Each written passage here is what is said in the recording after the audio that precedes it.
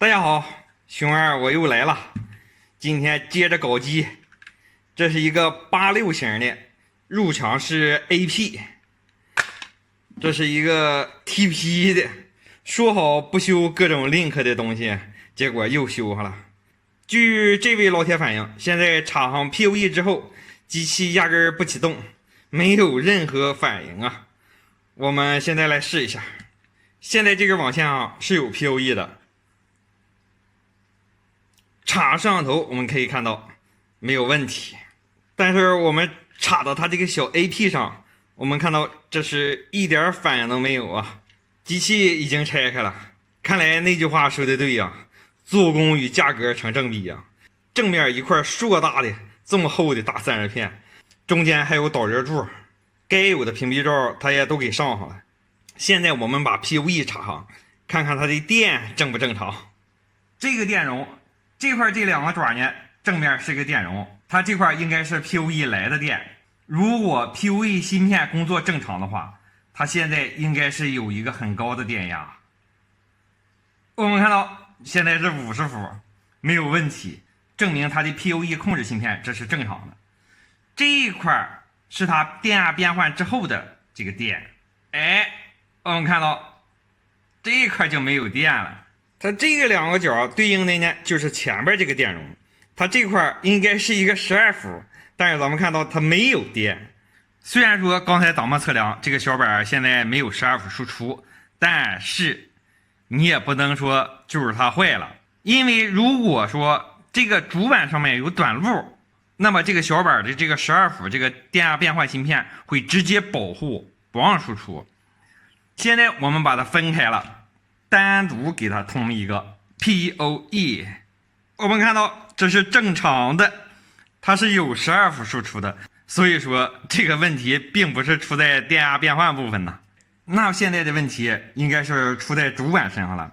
这4个角，这是主板的供电角。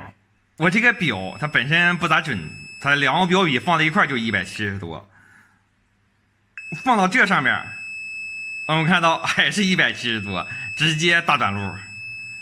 我现在在这个供电点上焊出2根线来，本来想我提前测出来是啥毛病，哪块短路了，然后呢一顿吹牛逼。我摸了半天呢，我也没摸出哪个芯片发烫，最后摸出来了，他妈板子烫啊！你说这有啥呀？啥也没有，但是这板子非常的烫，别处芯片一个都不热。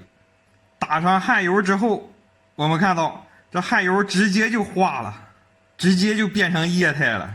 刚他妈夸完他做工好，然后他就板层短路了。这他妈板层短路，你这也没招啊，没有图纸，你不敢轻易的去开窗啊。但是我摸着呢，确实就是这个附近就是特别烫，这个板子。现在只能是死马当活马医，我先把这个小开关给它拆掉。开关拆掉之后，咱们现在把这个焊盘周围这一圈与地相连的这一部分全给它磨掉，让它这个通孔不接地。就这毛病啊，还不如哪个芯片坏了呢？你这根本就摸不着头啊！我是一不做二不休啊，我直接给这2个地方掏了2个大窟窿，但是没有什么卵用啊。我们看到依旧是大短路啊。接下来我准备拿这个接口开刀了。我把这个接口拆掉之后，经过我测试了一下，我发现这个短路点并不在这个接口底下，这个短路点应该是在这一块左右。但是现在你手摸不出来呀，因为手摸哪儿都是挺烫。哎呀，现在要是有个热成像该多好啊！这个故障点现在基本判断出来了，就是在这个电容的附近，但是并不是这个电容啊，因为这个电容我之前拆掉了，这个电容并没有问题。接着动手术。哎呀，这没病不死人呐！我拉近点看啊，这是我开出来的窗，上面这一层呢是正极，在底下呢就是负极，就是这2层他妈不知道什么原因连在一起了。现在我们看到这个组织呢也恢复正常了，但是也不能高兴的太早啊。清理一下，把这个小插针再给它装上。座子还有这个插针现在都焊好了，然后我从这块给它架了一座桥，飞到这个电容上。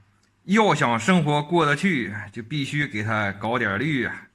拿出我自制的小钢炮，给它固化一下。OK， 机器我已经简单的拼装了。由于它这个小指示灯是在它这个外壳上的，所以说你必须得给它组成这种形态。插电，哎，指示灯亮了，稍等片刻，我连上电脑。现在已经组装好了 ，PoE 我也已经插上了，系统已经开机，Web 界面一切正常，没有问题，信号强度也是杠杠的，这个最高这个 TP-Link 4511就是它 ，WiFi 连接也是没有问题，这货我跟你说还是 WiFi 6的呢，数据传输也是没有问题。速度杠杠的。本期视频到此为止，拜了个拜呀！